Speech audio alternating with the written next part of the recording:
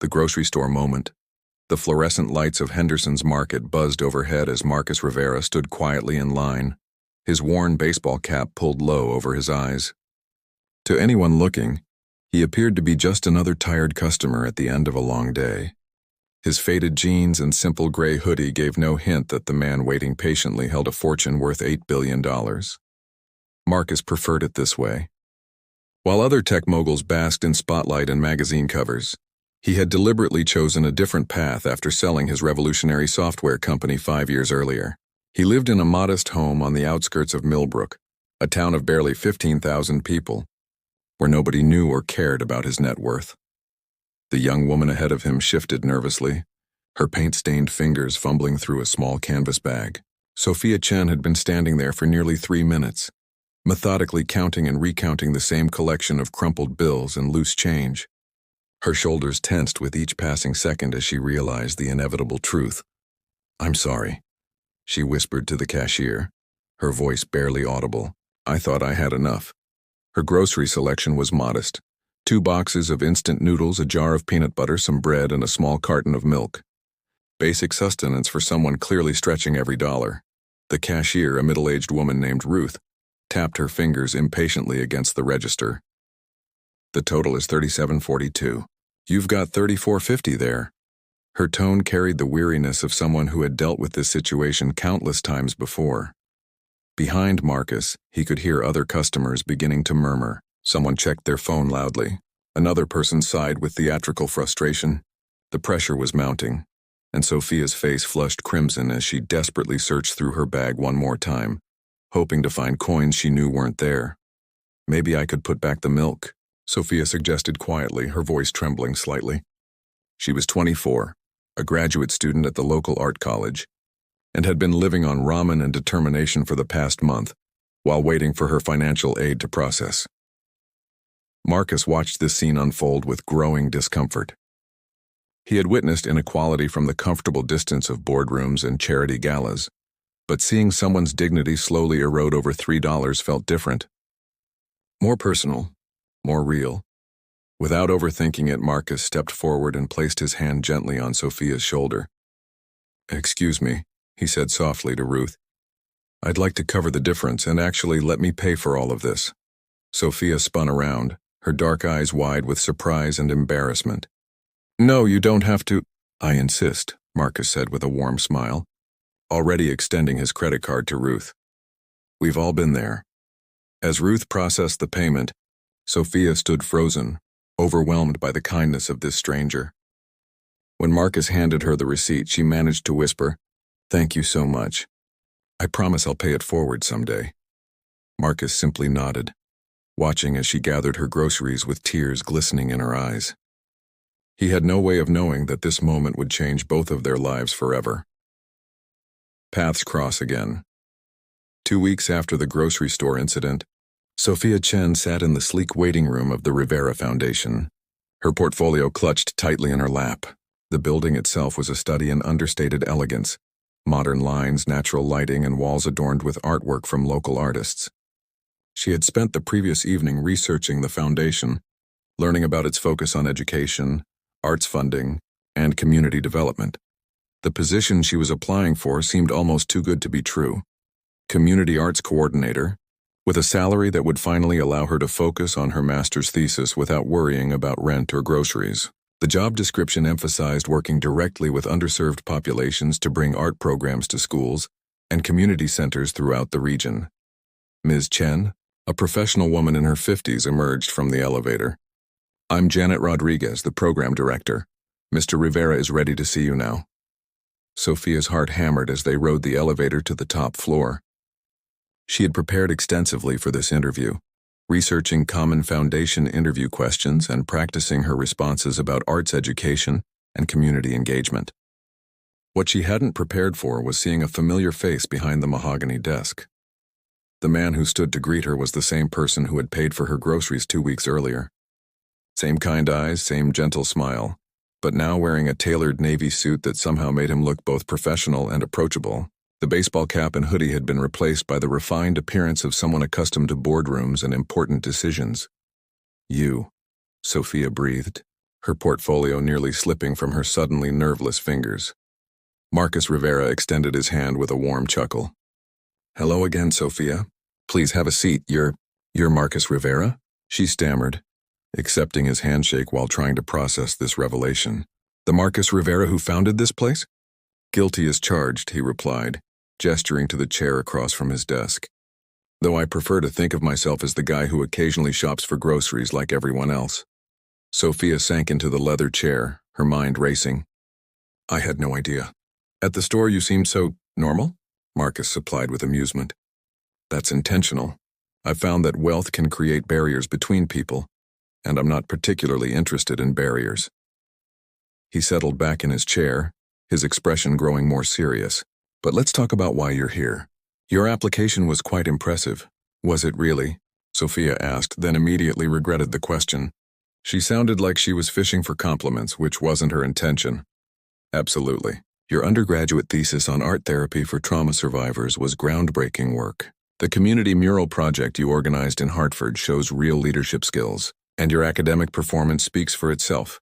Marcus leaned forward slightly. "But I'm curious about something. In your personal statement, you wrote about art being a universal language that can bridge divides between people. Can you elaborate on that?" As Sophia began to speak, her initial shock faded into genuine enthusiasm for the subject she was passionate about. She talked about growing up in a low-income neighborhood, where the local community center's art program had been her refuge. She described watching shy children transform into confident young artists, and seeing elderly immigrants find their voice through painting classes. Marcus listened intently, occasionally asking thoughtful questions that revealed his deep understanding of the challenges facing underserved communities. There was something in his attention that made Sophia feel heard in a way she rarely experienced in academic settings. "That day at the grocery store," Marcus said as the formal interview portion wound down, "I didn't just see someone who needed help with money. I saw someone who refused to let circumstances defeat her dignity. That kind of resilience is exactly what this position requires." Sophia felt a flush of warmth at his words. "I was so embarrassed," she admitted, "but also grateful. Not just for the help, but for the way you did it, without making it feel like charity." "Respect costs nothing," Marcus replied simply. "It should be the foundation of every human interaction." As Sophia gathered her things to leave, Marcus stood and walked around his desk. "I'll be honest with you, Sophia. You're not just qualified for this position. You're exactly what our community programs need. Someone who understands struggle firsthand, who has the vision to create meaningful change, and who has the heart to do it with dignity." "Does that mean—" "Welcome to the Rivera Foundation," Marcus said, extending his hand once again. "I think this is going to be the beginning of something wonderful." Beyond first impressions, 3 months into her position at the Rivera Foundation, Sophia had transformed from the nervous woman counting coins at Henderson's Market into a confident advocate for arts education. Her first major project was ambitious, establishing art programs in 5 of the county's most underfunded elementary schools. What had seemed like an insurmountable challenge was now taking shape through her tireless dedication and innovative approach.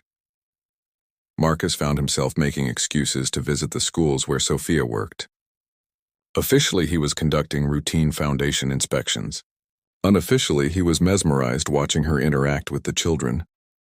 At Lincoln Elementary, she knelt beside 8-year-old Tommy Patterson, a boy who had been labeled as having behavioral problems, gently guiding his hand as he painted his first sunset. "You see how the orange blends with the red?" Sophia asked Tommy, her voice filled with genuine excitement. "That's what happens when colors decide to be friends." Tommy, who typically spent more time in the principal's office than the classroom, was completely absorbed. His usual restlessness had disappeared, replaced by focused concentration as he carefully added purple clouds to his canvas. "Ms. Chen," he said quietly, "can I make another one at home?" "Of course," Sophia replied, producing a small set of watercolors from her supply bag. "But remember what we talked about. Art isn't about making something perfect. It's about expressing what's in your heart." Marcus watched this exchange from the doorway, struck by how naturally Sophia connected with each child. She didn't talk down to them or treat their creations as merely cute attempts. She engaged with their work seriously, asking thoughtful questions and offering genuine praise for their creative choices. After the session ended, Marcus helped Sophia pack up the supplies. "You have a gift," he said, carefully placing paintbrushes in their designated container. "It's not really a gift," Sophia replied, wiping paint from a small table. "I think every child is naturally creative. They just need someone to believe in that creativity." "That's exactly what I mean," Marcus said. "The way you see potential where others see problems. Tommy Patterson has been suspended 3 times this semester. Today he spent 2 hours completely focused and calm." Sophia paused in her cleaning, considering his words. "You know, when I was his age, I was the problem child too. Always fidgeting, always getting in trouble for daydreaming. It wasn't until Mrs. Kowalski, my 4th grade teacher, handed me a sketch pad that anyone realized I wasn't being disruptive. I was just bursting with ideas that had nowhere to go." "Is that why you do this work?" Marcus asked, genuinely curious about the woman who had impressed him more with each passing day. "Partly," Sophia admitted, settling into one of the tiny plastic chairs. "But it's also because art saved my life in more ways than one. After my father died when I was 12, I stopped talking for almost 6 months. My mother was working 3 jobs just to keep us afloat, and I felt like I was drowning in grief. The community center near our apartment offered free art classes, and slowly, painting became my way of communicating again." Marcus sat down across from her, his long legs comically folded in the child-sized chair. "I'm sorry about your father." "Thank you," Sophia said softly.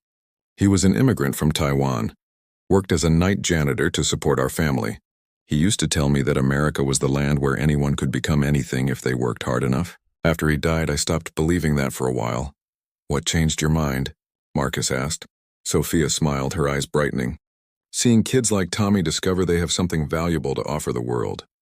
Every time a child realizes they can create something beautiful, it proves my father was right. It just takes the right opportunity and someone who believes in you. Like the stranger in the grocery store who believed you deserved dignity when you couldn't afford milk," Marcus suggested gently. Their eyes met across the small table, and something shifted in that moment. The professional boundaries that had defined their relationship began to feel less important than the growing understanding between them. "You didn't just pay for groceries that day," Sophia said quietly. "You reminded me that kindness still exists in the world, that there are people who help others without expecting anything in return." Marcus felt his chest tighten with an emotion he hadn't experienced in years. "Maybe we helped each other," he said. "Watching you work these past few months, seeing the impact you're having on these children, it's reminded me why I started the foundation in the first place. Sometimes success can insulate you from the very problems you're trying to solve." As they finished packing up and prepared to leave Lincoln Elementary, both Sophia and Marcus sensed that their relationship was evolving into something neither had anticipated. What had begun as gratitude and professional respect was growing into genuine admiration, and the first tender shoots of something deeper. Walking to their cars in the parking lot, Marcus turned to Sophia. "Would you like to grab dinner? There's a small cafe downtown that makes excellent soup. Nothing fancy, just good food and good conversation." Sophia hesitated for just a moment, not from uncertainty but from the realization that saying yes would cross an invisible line. "I'd like that very much," she replied, and meant every word. Hearts aligned. The call came at 11:30 on a Friday night.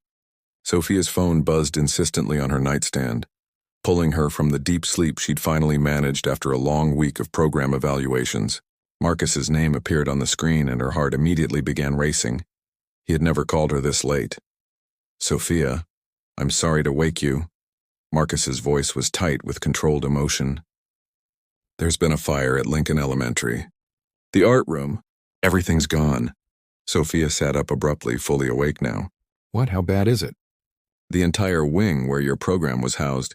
All the supplies, the children's artwork, the mural project they've been working on for months, it's all destroyed." Marcus's voice cracked slightly. "I'm here now with the fire chief. It started in the electrical system around 10 o'clock. "I'm coming," Sophia said, already reaching for her clothes. "Give me 20 minutes. You don't have to—" "Marcus," she interrupted firmly. "Those children trusted me with their creativity." "I'm coming." When Sophia arrived at Lincoln Elementary, the scene was heartbreaking. Fire trucks still lined the street, their red lights painting the darkness in ominous shadows. The acrid smell of smoke hung heavy in the air. She found Marcus standing with Principal Morrison, both men looking exhausted and defeated. The sight that greeted her nearly brought her to her knees. The wing that had buzzed with children's laughter and creative energy just hours earlier was now a blackened shell. Water damage had spread even to areas untouched by flames. 6 months of careful work, hundreds of dollars in supplies, and most devastatingly, dozens of precious art pieces the children had created, all reduced to ash and soggy debris. The insurance will cover the structural damage, Principal Morrison was explaining to Marcus. But the art supplies, the specialized easels you donated, the children's portfolios, none of that was specifically covered. Sophia walked closer to what had been the art room, peering through the broken windows. In the harsh beam of a firefighter's flashlight, she could make out the twisted remains of Tommy Patterson's easel, the one where he'd painted his first sunset just days earlier. Her eyes filled with tears she'd been holding back since Marcus's phone call. Marcus appeared beside her, his hand gently touching her shoulder. "I'm so sorry, Sophia. I know how much this meant to you." "It's not about me," she whispered, her voice thick with emotion. "Those children." Tommy finally found something he was good at. Maria had just started opening up about her feelings through her drawings. Next week we were supposed to display their work at the spring art fair. They were so proud. "We'll rebuild," Marcus said firmly. "I'll call the suppliers first thing Monday morning. We'll have new materials within—" "It's not about the materials," Sophia interrupted, turning to face him. "You can't replace Tommy's first painting or Maria's self-portrait, or the group mural that took them 3 months to complete. Those weren't just art projects, they were pieces of their hearts." Marcus saw the anguish in her eyes and felt something shift inside his chest. This wasn't just professional disappointment. Sophia was mourning the loss of her children's dreams, and her pain was becoming his own. "Then we'll help them create new pieces of their hearts," he said softly. "Better ones. Stronger ones." Over the next 2 weeks, Marcus watched Sophia channel her grief into fierce determination. She worked 18-hour days, not just replacing supplies, but redesigning the entire program. She researched trauma-informed art therapy techniques, consulted with child psychologists, and developed new curriculum that would help the children process their loss while rebuilding their confidence. Marcus found himself working alongside her, staying late at the foundation offices, bringing her coffee when she forgot to eat, and listening as she brainstormed solutions. Their professional relationship had evolved into something deeper, a partnership built on shared purpose and mutual respect. One evening, as they worked side by side reorganizing supply inventories, Sophia looked up from her laptop. "Why are you doing this?" "Doing what?" Marcus asked, though he suspected what she meant. "All of this. You could write a check and walk away.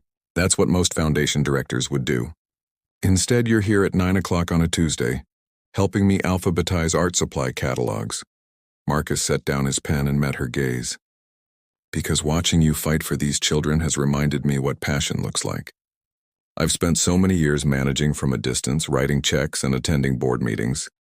But you make me want to be present, to be part of the solution instead of just funding it." "Marcus," Sophia said quietly, her heart beginning to race.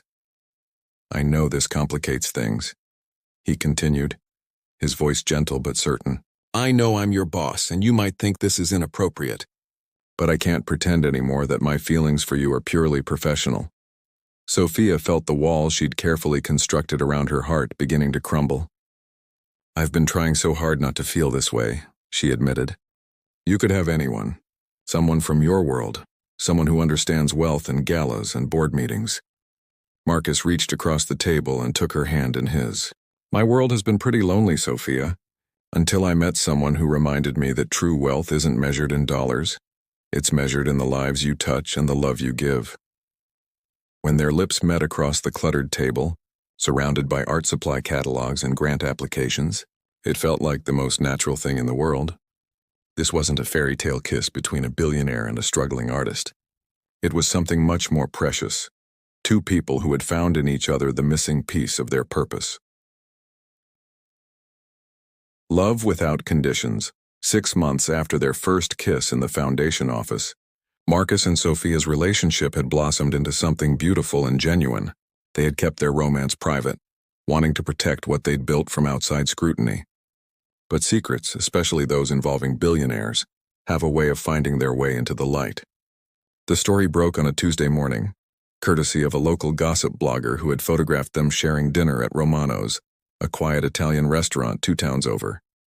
Tech mogul's secret romance, billionaire Marcus Rivera, dating employee half his age, screamed the headline, accompanied by a grainy photo of Marcus holding Sophia's hand across their candlelit table.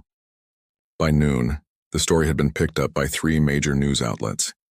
By evening, Sophia's phone was ringing constantly with interview requests, and reporters were camping outside her modest apartment building.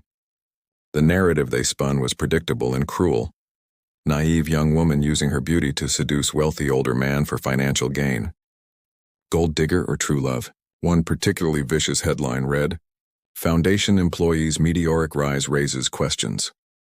Sophia sat in her apartment that evening, curtains drawn against the telephoto lenses outside, scrolling through increasingly hurtful comments on social media. Marcus had called repeatedly, but she'd let every call go to voicemail. She felt exposed, vulnerable, and worst of all, she was beginning to doubt herself. A soft knock at her door interrupted her spiral of self-doubt. "Sophia, it's me," Marcus's voice called through the wood. "Please let me in." She opened the door to find him standing in the hallway, his usually perfect appearance disheveled. His eyes were filled with concern and something that looked like fear. "How did you get past the reporters?" she asked, stepping aside to let him enter. "Janet created a distraction at the front entrance while I came through the service elevator," he said, removing his jacket. "Sophia, we need to talk about this." "There's nothing to talk about," she replied, her voice hollow. "They're right, aren't they? I am just another employee who fell for her wealthy boss. How is this any different from their narrative?" Marcus took her hands in his, forcing her to look at him. "Because you know the truth. You know who you are, who I am, and what we mean to each other. The rest is just noise." "But is it?" Sophia pulled away, wrapping her arms around herself. "Maybe I was naive to think this could work. Maybe the power dynamic really is too much to overcome." "Do you love me?" Marcus asked quietly. "That's not the point. It's the only point that matters," he interrupted. "Do you love me for who I am when I'm helping Tommy clean paintbrushes? For the man who shops at Henderson's Market and drives a 5-year-old Honda? Because that's who I am, Sophia. The money is just something I happen to have." Tears started flowing down Sophia's cheeks. "Of course I love you. But loving you means I'll always be the gold digger in everyone else's story. I'll always be suspect." Marcus was quiet for a long moment, then walked to her window and pushed aside the curtain slightly. The reporters were still there, their camera flashes creating brief bursts of light in the darkness. "I have an idea," he said finally, "but I need you to trust me." The next morning, Marcus called a press conference at Lincoln Elementary School. The rebuilt art room served as the backdrop, walls covered with vibrant paintings and sculptures created by the children in Sophia's program. Local media packed the small space, expecting either a denial of the relationship or a standard damage control statement. What they got instead was something unprecedented. Marcus stood before the cameras without his usual polished demeanor. He looked nervous, human, vulnerable. "My name is Marcus Rivera," he began, his voice slightly shaky. "Most of you know me as the founder of Rivera Foundation, or as the former CEO of Tech Vision Solutions. Today, I want to tell you about the most important thing that's ever happened to me." He gestured to the children's artwork surrounding them. 6 months ago, this room was destroyed in a fire, but more than a room was lost. Dozens of children lost weeks and months of creative work that represented their hopes, their struggles, and their dreams. Marcus's voice grew stronger as he continued. "The person who fought hardest to rebuild this program, who worked 18-hour days and spent her own money on supplies, who held crying children and helped them find their voices again, that person is Sophia Chen." He turned slightly, and Sophia, who had been standing in the back of the room, stepped forward to join him. "Sophia didn't fall in love with a billionaire," Marcus continued, his eyes never leaving hers. "She fell in love with a man who was lucky enough to fall in love with her extraordinary heart, her brilliant mind, and her unwavering commitment to making the world better for children who need advocates." A reporter called out, "Mr. Rivera, what about the power dynamics? You want to know about power dynamics?" Marcus interrupted, his voice gaining conviction. "The most powerful person I know is standing right here." Sophia Chen took a foundation's education budget and turned it into something that transforms lives. She took broken children and helped them believe in themselves again. She took a cynical billionaire and reminded him what it means to make a real difference. He reached into his jacket and pulled out a folded piece of paper. "This is my resignation as director of the Rivera Foundation, effective immediately. I'm recommending that the board appoint Sophia as my replacement. Not because I love her, but because she's already proven she's the best person for the job." The room erupted in questions, but Marcus held up his hand for silence. "I'm not giving up my wealth or my involvement in philanthropy, but I am giving up any professional authority over the woman I love. From now on, if Sophia Chen wants to date me, it will be because she chooses to date an unemployed former tech CEO who's madly in love with her." Sophia stared at him in shock. "Marcus, you can't just—" "I can and I did," he said, turning to face her fully. "I'd rather be nobody with you than somebody without you." The reporters watched in stunned silence as Sophia threw her arms around Marcus's neck, tears streaming down her face. Behind them, Tommy Patterson's latest painting, a sunset with two figures standing together beneath a rainbow, seemed to glow in the morning light streaming through the classroom windows. 3 years later, at their wedding reception held in the same Lincoln Elementary gymnasium, Principal Morrison would tell anyone who would listen about the day a billionaire gave up his power for love. And a remarkable woman proved that true wealth comes from the courage to follow your heart. The fairy tale, it turned out, wasn't about money at all. It was about two people who found in each other the missing piece of their purpose, and who learned that the greatest riches come not from what you own, but from what you're willing to give away for love.